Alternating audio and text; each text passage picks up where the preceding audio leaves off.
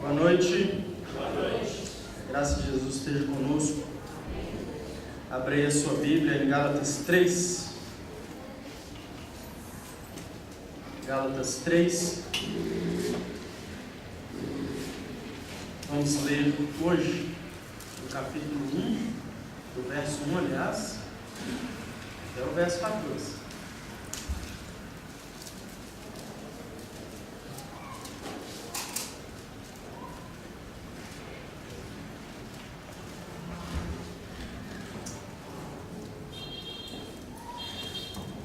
Gálatas 3, 1 a 14, vamos ler alternadamente. Eu no verso 1, os irmãos no 2, assim até o verso 3, o verso 14. Ó Gálatas insensatos, quem vos fascinou a vós outros, ante cujos olhos foi Jesus exposto como crucificado?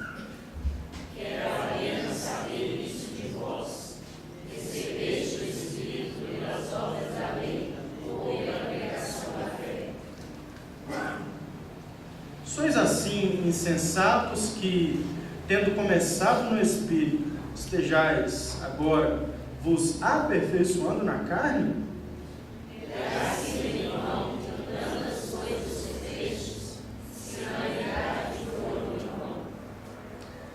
Aquele, pois, que vos concede o Espírito e que opera milagres entre vós, porventura o faz pelas obras da lei ou pela pregação da fé?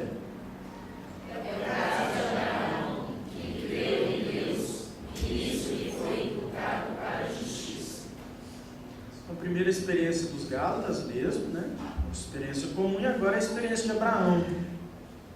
Sabei, pois, que os da fé é que são filhos de Abraão. Ora, tendo a Escritura previsto que Deus justificaria pela fé os gentios, pré-anunciou o Evangelho a Abraão. Em ti serão abençoados todos os povos.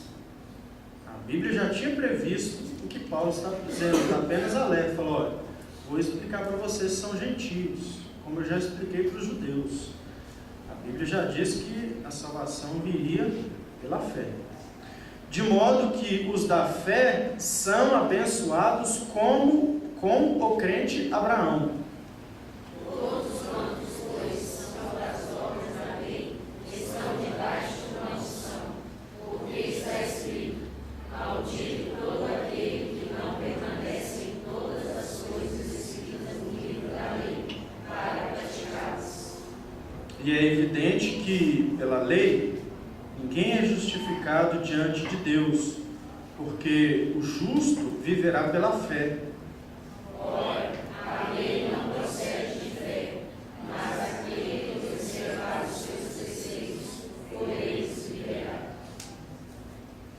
Cristo nos resgatou da maldição da lei, fazendo-se Ele próprio maldição em nosso lugar.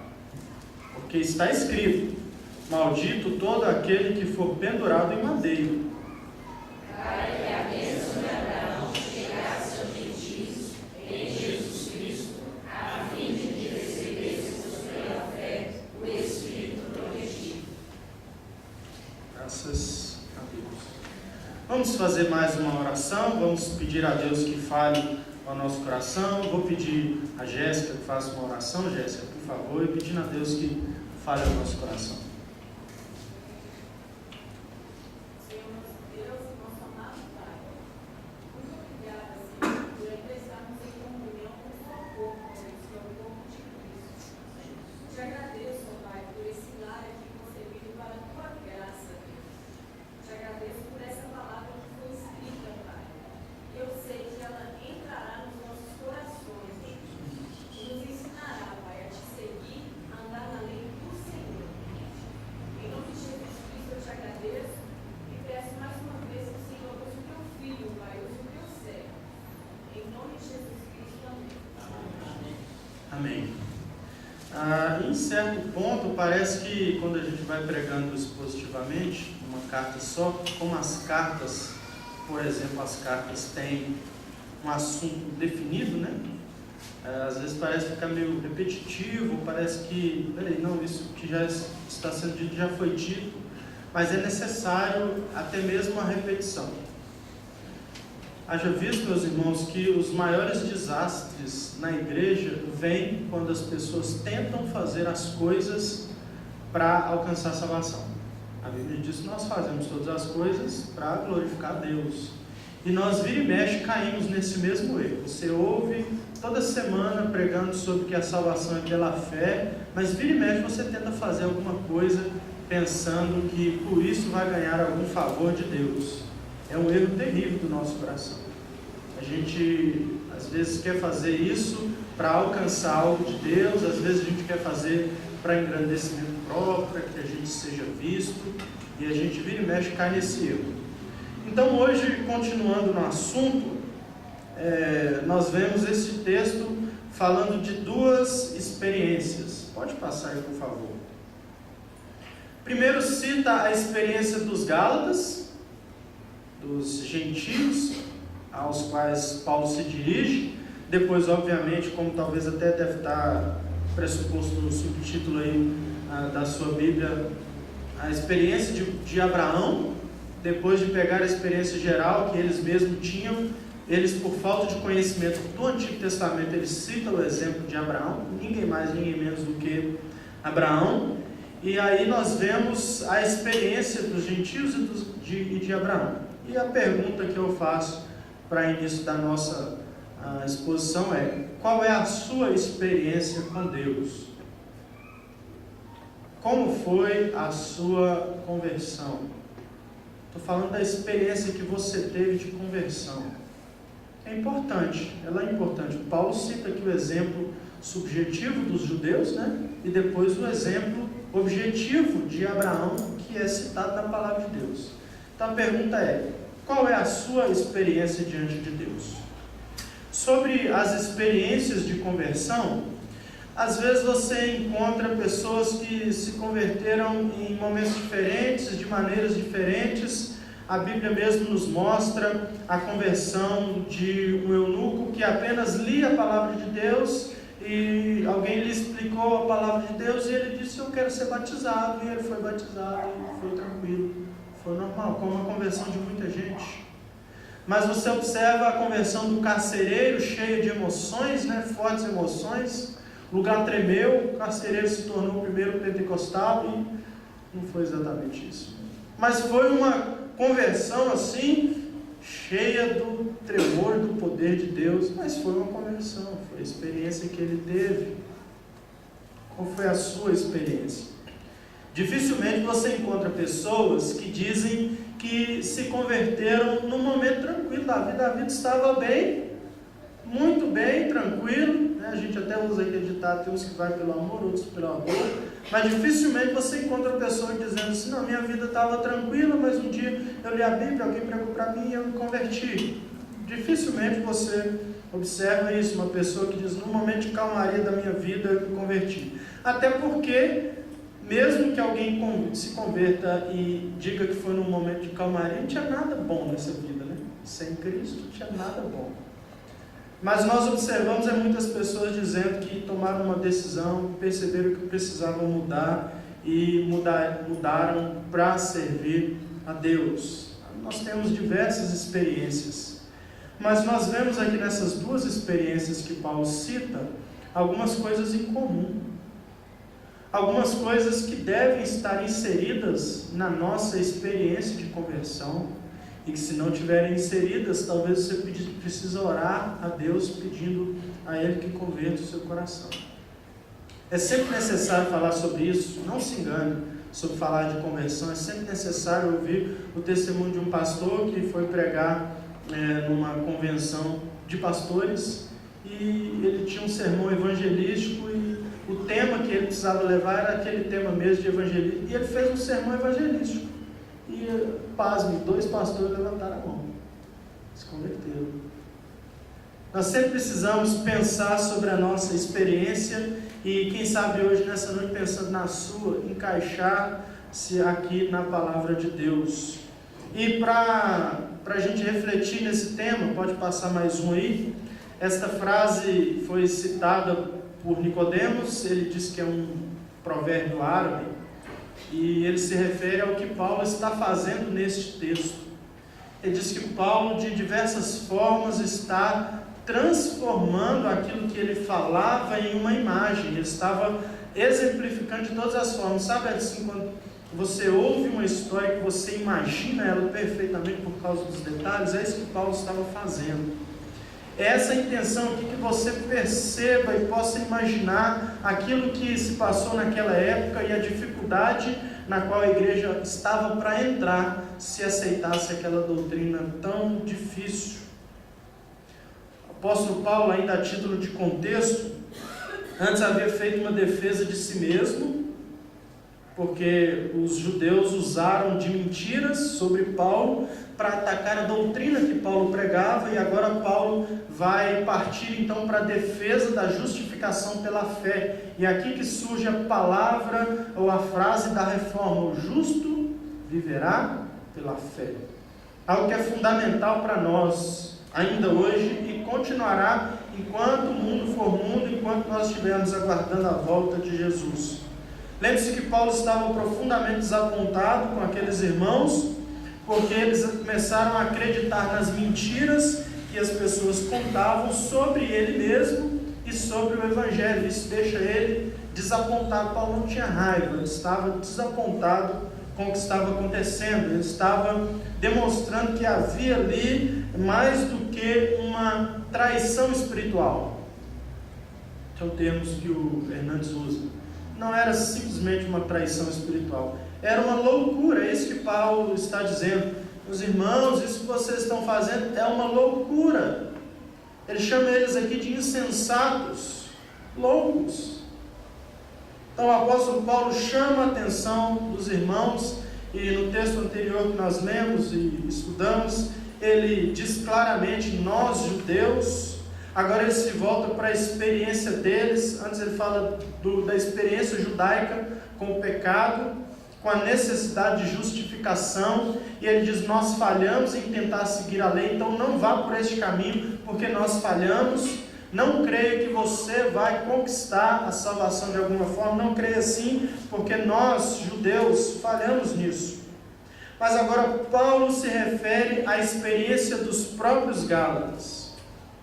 Agora Paulo se refere à experiência do pai da fé. E eu quero que você pense a que experiência o apóstolo Paulo se refere. Que tipo de experiência o apóstolo Paulo quer que aquelas pessoas pensem? Ele está falando da experiência de fé e de conversão. Paulo não está falando do que você sentiu quando você se converteu. Perceba bem, não está falando de sentimentos. Tem gente que fala que no momento de conversão teve um choro, teve uns arrepios. Nada contra quem teve isso, mas a conversão não é ratificada por isso. A conversão envolve necessariamente arrependimento e fé.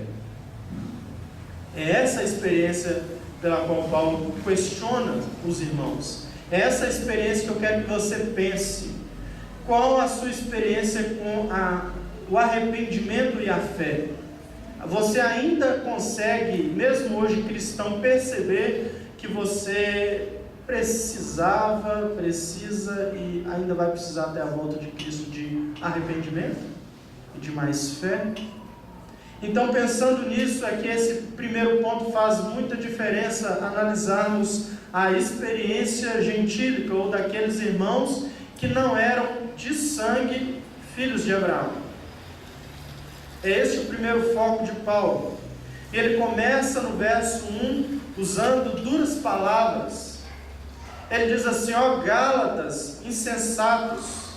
Insensatos, meus irmãos, porque Paulo conclui o seguinte: olha, abandonar o Evangelho é uma insensatez, é uma burrice, é uma insanidade. E você já deve ter se lembrado de pessoas que abandonaram o Evangelho, e que talvez o seu coração deve ficar pesado por causa disso. E eu creio que você deve pensar assim, que essas pessoas foram ignorantes, insensatas por abandonar o Evangelho, porque nenhuma das opções que as pessoas dizem, não, esse foi o meu motivo, de fato é motivo. Não. Abandonar o Evangelho é uma insensatez. Então não caia você nestes enganos. Mas que você também pense na necessidade de ter uma mente voltada para o Evangelho, para que você não venha, como muitos têm feito, a abandonar o Evangelho. O apóstolo Paulo chama, ó Gálatas insensatos. A tradição histórica, não sei por que não consegui os dados, mas a tradição histórica chamava, sim, os Gálatas de pessoas muito ignorantes. Mas não é sobre isso que Paulo está falando nesse texto. Eu li alguns comentários que dizem isso. Havia uma fama dos Gálatas de que eles eram ignorantes, pessoas que não gostavam, não apreciavam a sabedoria. Mas o apóstolo Paulo não está falando sobre isso aqui. Ele está falando sobre o fato de que depois de já haver entendido o Evangelho, eles estavam retrocedendo. Jesus já havia falado várias vezes nas suas palavras sobre a insensatez deste mundo, de que as pessoas simplesmente não entendiam a mensagem do Evangelho, que é tão simples. Então Paulo diz, irmãos, vocês estão indo para o lado oposto. Meus irmãos, como é bom receber de Deus sabedoria. É uma das coisas que eu mais peço a Deus, principalmente porque sou pastor, preciso lidar com pessoas, e lidar com pessoas é a coisa mais difícil do mundo. Eu considero assim, né? Se você acha que é mexer com computador, com máquinas, alguma coisa desse tipo, eu respeito sua opinião, mas eu acho pessoa mais complicado, porque não é uma ciência exata. Eu tenho sempre pedido a Deus sabedoria. Provérbios diz que nós precisamos buscar e pedir a Deus sabedoria como se fosse a melhor coisa. E obviamente lá em Provérbios também a gente vê personificada a sabedoria. Quem é a sabedoria? É Jesus. Como nós precisamos de sabedoria para não cometer a insensatez de abandonar o Evangelho, ou de abraçar um outro Evangelho que não seja esse. E o apóstolo Paulo, em continuidade, depois de dizer, ó Gálatas insensatos, agora ele diz, quem vos fascinou? Eu acho bonita essa palavra, fascinar, mas nós precisamos tomar muito cuidado com as coisas que nos fascinam, que chamam a nossa atenção, que prendem a nossa atenção, porque se essas coisas não agradarem a Deus, olha que risco enorme nós corremos, de ser fascinado por essas coisas. Mas o interessante da palavra que Paulo usa, porque Paulo estava sendo usado pelo Espírito Santo, é que a palavra fascinado, ela tem uma ideia mágica naquela época. Ele estava dizendo, quem enfeitiçou vocês? Então Paulo identifica aqui que havia uma ação de Satanás, e Satanás é chamado de o pai da mentira. E a mentira fascina, meus irmãos. Tem cada mentira aí bem elaborada que a gente fica impressionado. Outro dia hoje, estava escutando na Zassara um cara que se meteu a explicar de onde vem a expressão uai de Minas. Ele floreou tanto, falou que uai significa unidade, amor e o que é isso? E alguma coisa assim, integridade, sei lá. Ele floreou tanto que aquilo fascinou, eu pensei, mas que mentira mais bem contada. Meu pai, uma vez a gente estava vendo Matrix lá em casa, meu pai ficou olhando assim aquele negócio, Matrix, né? Você já viu Matrix? Meu pai falou assim, não aguento ver esses negócios, uma mentirada danada. Eu falei, pai, mas é uma mentira bem contada. A gente quase acredita naquilo. Cuidado com aquilo que possa te fascinar. O apóstolo Paulo diz que aquilo que foi contado para eles tinha origem no diabo.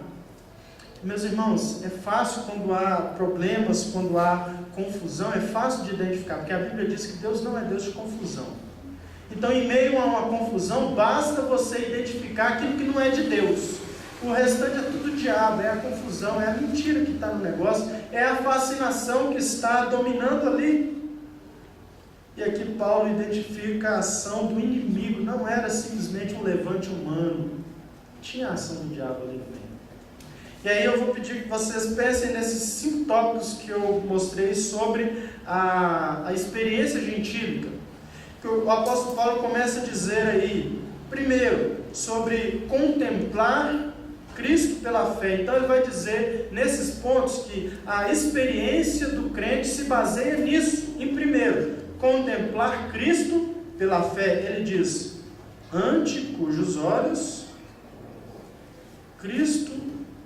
Jesus Cristo foi exposto como crucificado. Paulo está dizendo, olha, a pregação foi tão clara, isso foi demonstrado para vocês na Santa Ceia, porque a Santa Ceia é uma pregação. Paulo diz, olha, vocês viram isso até figurado na frente de vocês. Vocês viram a Santa Ceia e como é Cristo exposto, crucificado. Paulo diz assim, olha, vocês viram Cristo exposto na frente de vocês. Essa palavra que Paulo usa, exposto, era a mesma palavra de quando o rei naquela época dava uma lei. Então Paulo está dizendo que alguém foi e expôs essa lei. Era aquele momento solene onde o oficial do rei ia na praça, abria aquele rolo e lia o decreto do rei, e aquele decreto mudava a situação legal de quem estava nele envolvido. Era essa figura que Paulo estava dizendo, olha, Cristo foi exposto, o Rei dos Reis publicou que a exposição, a morte de Cristo, firmou a sua salvação, a sua justificação. Isso foi publicado, vocês sabem. Outra curiosidade que leva-nos a um entendimento mais profundo desse texto é que a palavra que ele usa, crucificado, ela tem um tempo verbal no grego interessante, porque ela não diz de algo que simplesmente aconteceu e ali acabou, mas algo que aconteceu e continua a reverberar, a trazer efeitos sobre a nossa vida. Então Paulo diz, todos quantos viram Cristo crucificado pela fé, nós estamos tratando aqui tudo pela fé, porque nós não vimos de fato, ele diz, todos que viram, que entenderam que Jesus foi morto, crucificado e ressurgiu, todos que creem assim pela fé, na sua crucificação, ainda vivem os efeitos disso. Ou seja, se você crê em Cristo crucificado pelos seus pecados e ressurreto pela graça de Deus, pela glória de Deus, você ainda é afetado por isso. Ele diz, quero apenas saber isso de vós. Ele diz aí no verso 2, quero apenas saber isso. Veja, preste atenção que agora vem um fundamento nessa pergunta. Ele diz, eu quero saber só uma coisa de vocês, que é essa segundo ponto, receber o Espírito pela fé. Essa é a característica do crente. Eu quero saber só isso de vocês, recebestes o Espírito pelas obras da lei ou pela pregação da fé? Então essa é outra característica do crente, da experiência de conversão do crente. Ele recebe o Espírito Santo de Deus pela fé. A fé é o start, aquilo que dá início na vida do crente. É como se eu estivesse perguntando aqui, eu quero perguntar para vocês, como que vocês se converteram? Vocês se converteram porque viram uma exposição da lei e pensaram, eu posso fazer isso, eu posso praticar essa lei, e aí vocês se converteram? Não, óbvio que não. Vocês se converteram porque receberam o Espírito Santo pela fé. Lutero diz sobre esse texto que a própria experiência dos Gálatas ia contra eles, contra a decisão que eles estavam tomando de seguir aquele ensinamento judaico. Paulo diz assim, eles não podiam se amparar nem naquilo que eles mesmos viveram. É como se dissesse, olha, não existe a possibilidade de você estar vivendo hoje com o Espírito Santo por causa da lei, porque todo cristão tem o Espírito Santo. Não existe cristão sem o Espírito Santo. Se alguém não tem o Espírito de Cristo, não tem a salvação, não é nascido, não é renascido de novo.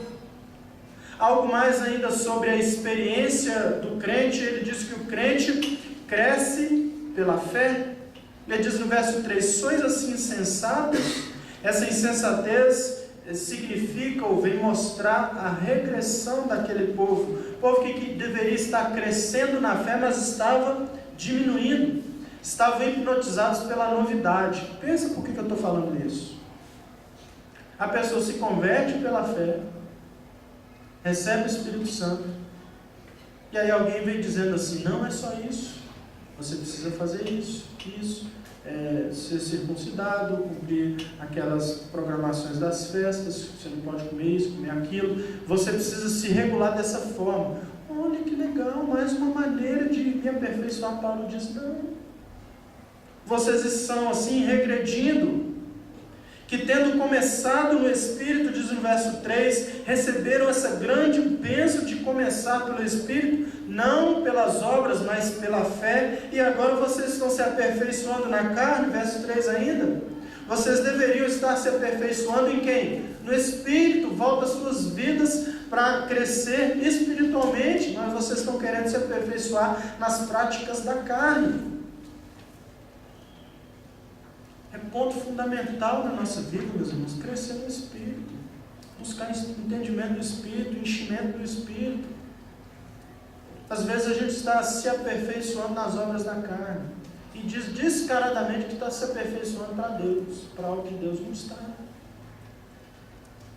Paulo diz ainda outra característica do crente, ele diz assim, terá sido em vão que tantas coisas sofrestes, se na verdade foram em vão?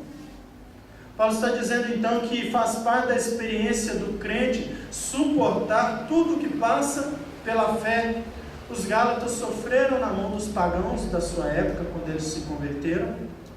Pessoas que disseram, esse negócio aí de Cristo não faz muito sentido, para com isso. Agora vocês vão se abster das coisas boas da vida, isso não faz sentido. Eles sofreram com isso. Eles sofreram também com a perseguição ou com a perversão dos judeus, com a pregação dos judeus. Mas eles resistiram, e Paulo está dizendo assim, olha, vocês resistiram em vão? Quando você volta para o pecado, volta para as práticas, o apóstolo Paulo continua dizendo para você, você está querendo voltar? Foi tão difícil chegar aqui, você sofreu tudo que sofreu em vão? Eu acredito que você já sofreu por causa da fé, de alguma forma. Então voltar seria uma insensatez. É o caso daquele cara que vai atravessar um rio a nado.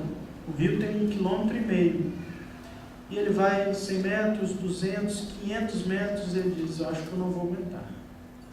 Mas ele prossegue e quando chega a 1 km, ou seja, 2/3 do caminho, ele fala assim, não vou dar conta, vou voltar. Ele vai percorrer mais 1.000 quilômetros, mais 1 km.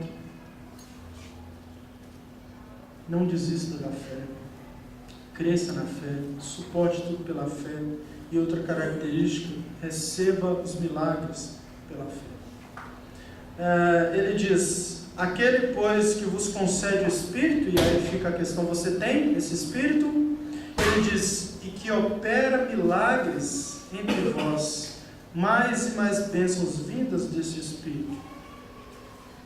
Olha, vale a pena você pensar, eu tenho contemplado Cristo pela fé, eu tenho recebido o Espírito Santo de Deus, mais dele, eu tenho sido fortalecido nisso, eu tenho crescido na fé, eu tenho suportado aquilo que passo pela fé, eu tenho recebido e vivido os milagres de Deus na minha vida.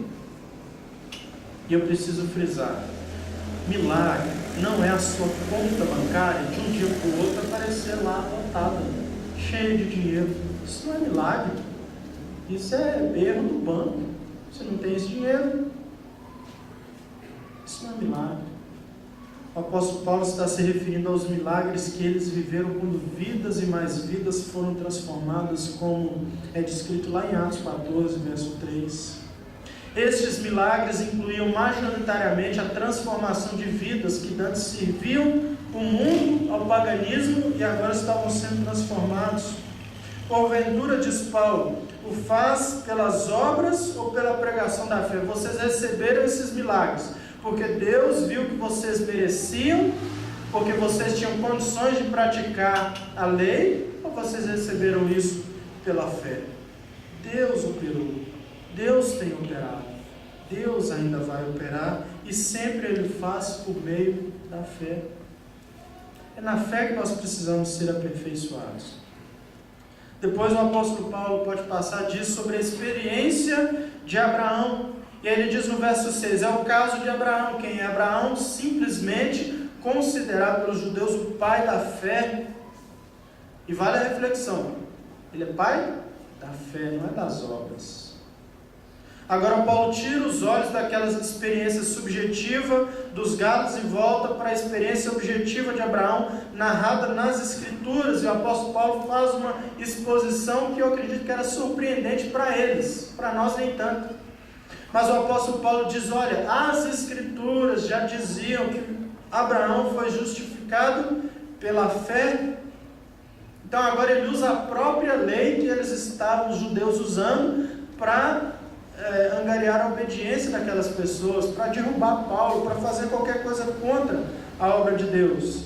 E ele diz, este é o caso de Abraão, que creu em Deus, e isso lhe foi imputado para a justiça. É assim desde Abraão. Pela fé que foi imputada justiça em Abraão. Isso significa que foi creditado na conta de Abraão justiça por causa da fé. Paulo está dizendo, olha, não foi por causa de obediência à lei. É isso que acontece, meus irmãos, quando você, pecador, entende que precisa de Deus. Você se arrepende e crê em Jesus e que Ele pode te salvar. Aí você estará cumprindo Gênesis capítulo 15, verso 6. Ele diz assim no verso 7, sabeis, pois que, preste bem atenção nisso, quando ele diz sabeis, pois que, ele está dizendo, preste atenção. Uma promessa foi feita a Abraão e ele creu, e por isso foi justificado. Que promessa foi essa? A promessa de que ele seria uma bênção para as nações, de que ele teria uma grande descendência e que por essa descendência viria o Cristo. Então naquela época ele foi justificado, não é verdade? Assim que ele creu, ele foi justificado. Porque ele contemplava lá na frente Cristo, que era essa promessa, né? O fato de a família dele ser bênção para as nações era Cristo. Então ele está dizendo, veja o que aconteceu com Paulo. Assim que ele creu, foi colocada justiça na conta dele, para que ele pudesse obter a salvação. Sabe por que não era pelas obras? Porque isso acontece 10 anos antes de Abraão ser circuncidado. E centenas de anos antes de vir a lei por meio de Moisés. Então, preste bem atenção no que Paulo estava dizendo para os Gálatas.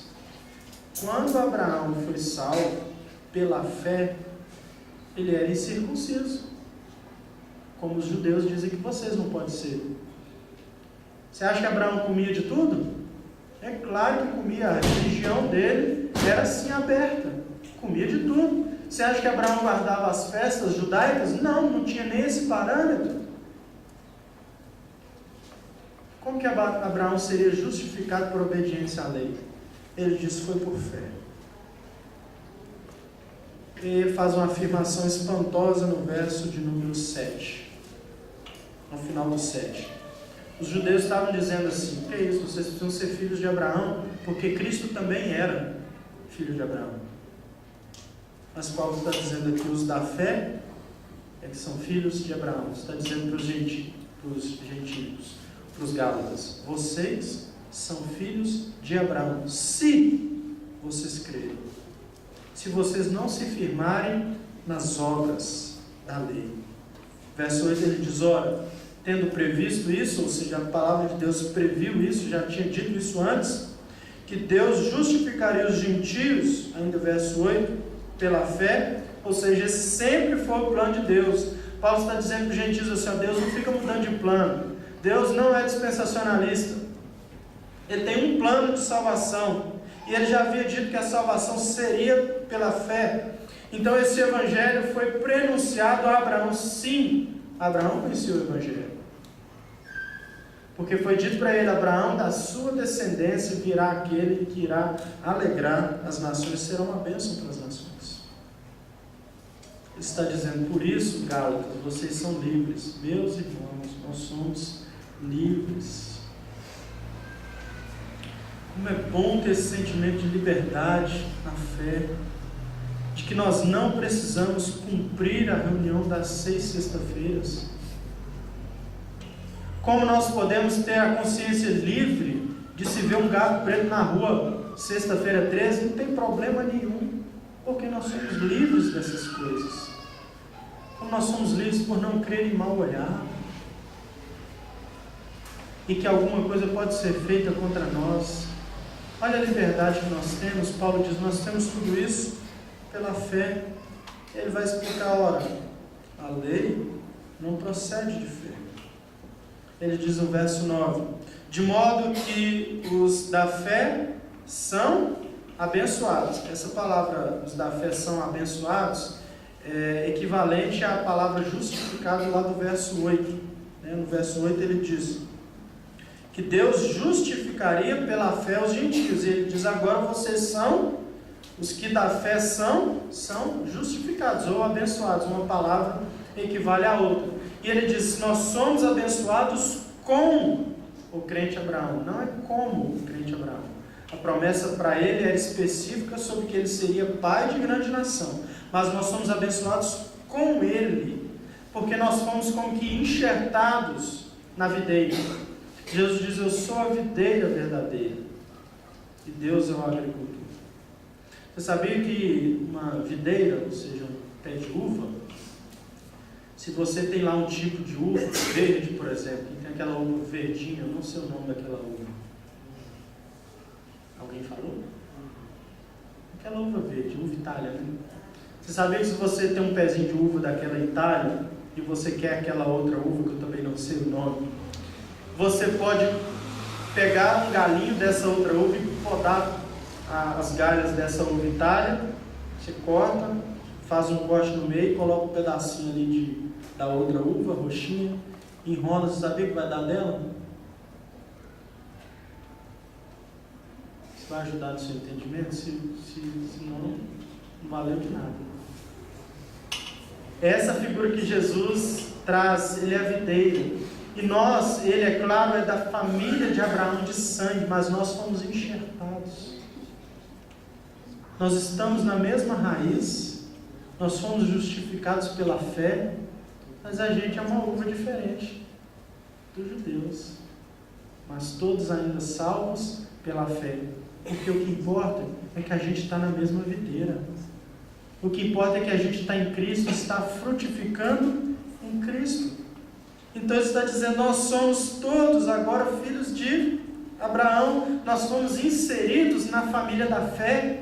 Está certo, Paulo está dizendo, está certo que sim, tem aquela história toda de que por eles veio a lei, a promessa, o Salvador, e de que nós de fato não nascemos naquela árvore, mas nós temos esse recurso maravilhoso que Deus nos deu de sermos enxertados pela fé, e Deus foi quem fez isso cuidadosamente, e nós não seremos cortados, nós fomos enxertados. Aqui Paulo no verso 10 já caminha para explicar a lei e falar sobre a experiência da fé. Ele diz assim, todos quanto pois são das obras da lei estão debaixo da maldição, porque a lei faz isso, amaldiçoa, porque está escrito, mais uma vez ele usa as escrituras. As escrituras, mais uma vez, é base para Paulo dizer, está escrito, maldito todo aquele que não permanece em todas as coisas escritas no livro da lei para praticá-la. Paulo fecha esse verso 10 como se ele dissesse assim, vocês querem permanecer mesmo nas obras da lei? Vocês querem continuar praticando a lei? Pois pratiquem, mas ela condena todos que assim querem viver. Porque maldito é todo aquele que pecar em uma dessas obras. Quer permanecer? Permaneça, mas você será maldito.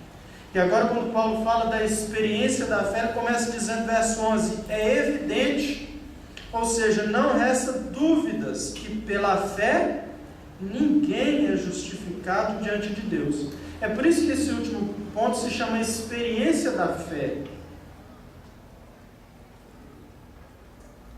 Pela lei. Muito bem, prestando bastante atenção. Está corrigindo o vídeo.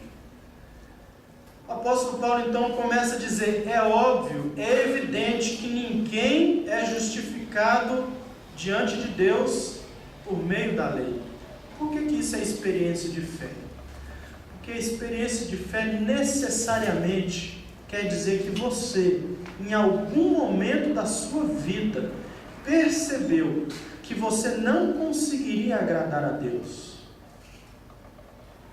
Se você teve um conhecimento ou não da lei, bem, mas você pode chegar sem ter o conhecimento da lei, apenas conhecendo que você é pecador. Ou seja, a experiência de fé é exatamente isso. Lembra a pergunta que eu fiz lá no começo? Qual que é a sua experiência de fé? A sua experiência de conversão? Se ela não inclui isso aqui, é uma falsa experiência. Foi só um arrepio que você sentiu. Foi só uma música que tocou o seu coração, e qualquer música pode fazer isso. A sua experiência de conversão envolve a experiência de fé. O que é isso? É reconhecer que você não pode agradar a Deus e que você é miserável diante dele, que você não merece nada, o que você merece é ir para o inferno. E aí, como eu citei o exemplo na semana passada de John Wesley, você, depois de perceber o quão fraco, podre você é, você fica a pensar: quem poderá me defender? Quem poderá me livrar dessa situação? Ou como Paulo disse: quem me livrará do corpo dessa morte? Isso é experiência de fé. Você é tão jogado para baixo, você é humilhado a tal ponto de dizer: eu preciso de uma ajuda. E a experiência de fé é essa: tem Jesus, eu vou me apoiar nele, porque a Bíblia diz que aquele que nele crê, mesmo que morra, não morrerá eternamente. Essa é a experiência de fé. Porque a lei frustra cada um de nós, porque a gente chega à conclusão de que não consegue obedecê-la.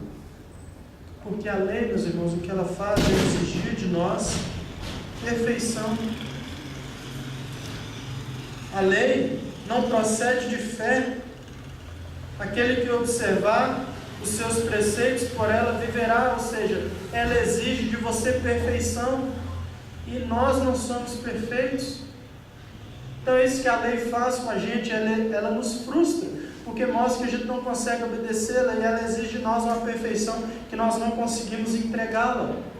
Mas mesmo assim, nos versos 13 em diante, Paulo diz sobre o que Cristo faz. Se a lei nos frustra e exige perfeição, o que Cristo faz? Cristo nos resgatou da maldição da lei, verso 13. Isso é o que Ele faz. E Ele é o único que poderia ter feito isso, resgatar você. Ninguém mais teria essa força. Você mesmo não teria condições de se retirar da lei. Ela é como um pântano, uma areia movediça, ela te segura. Porque ela exige de você perfeição. Ela te joga para baixo. Mas Cristo te resgata. Só Ele pode fazer isso. Isso é o que Ele faz. E Ele diz: fazendo-se Ele próprio maldição em nosso lugar. Se a primeira afirmação diz o que Ele fez, a segunda diz como Ele fez. O que Ele fez? Ele nos resgatou da maldição. Como que Ele fez isso?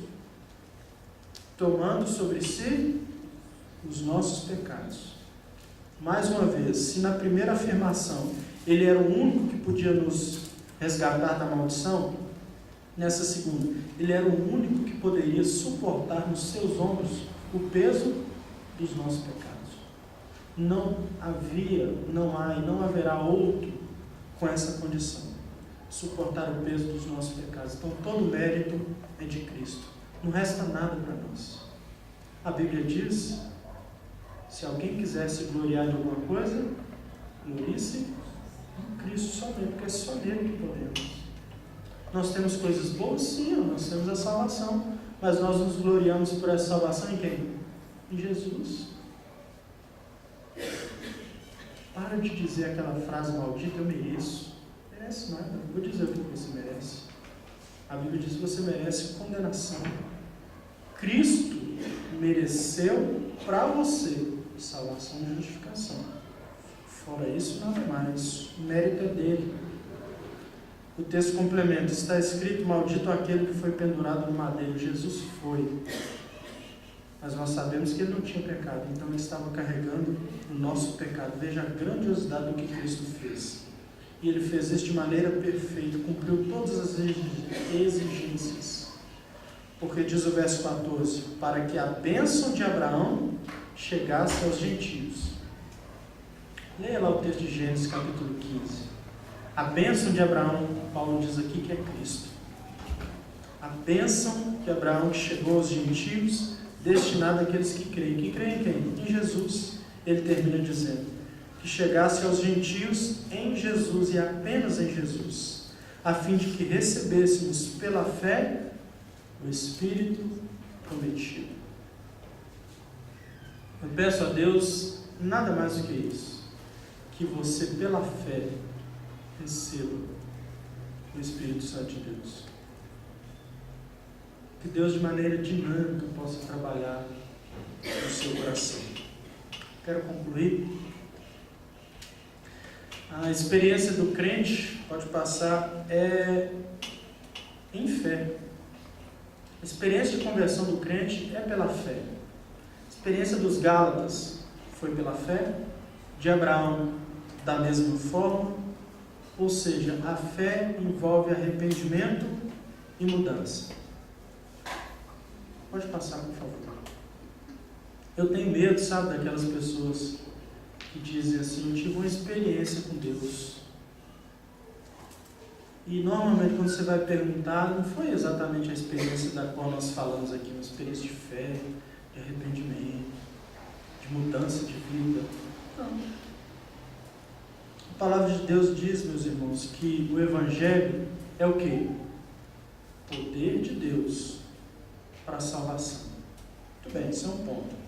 A mesma palavra diz que o poder de Deus se aperfeiçoa como? Na fraqueza. Então, eu fico com medo daquelas pessoas que vivem aí se achando. Mas vamos caminhar. Entenda então que fraqueza é essa. Entenda por que, se você não está fraco, você não é aperfeiçoado no poder de Deus. É que se você não entende que você é fraco, o poder de Deus para de ser aperfeiçoado na sua vida. Se você em algum momento da sua vida se enche assim e fala assim, eu sou crente, eu mereço estar aqui, eu sou filho do Pai, eu sou filho do Rei. Se você em algum momento faz isso e não se gloria em Cristo, o poder de Deus não se aperfeiçoa mais em você. A experiência que precisamos ter, meus irmãos, necessariamente de fé e arrependimento. A maior e melhor experiência que alguém pode ter nesta vida é a fé em Cristo Jesus. Qual que é a sua experiência? Você pode dizer que ela está baseada em fé somente? E de que você, nesta fé, pensou apenas que Cristo pode me salvar. E Ele vai me salvar. É essa a sua experiência de conversão? Você tem essa experiência? Você nessa noite pode entender essa experiência e dizer, eu sou salvo em nome de Cristo Jesus, porque agora eu entendo a necessidade de pertencer a Ele pela fé? Peço que o Ministério de Música venha à frente. E todos que fechem os seus olhos, vamos orar.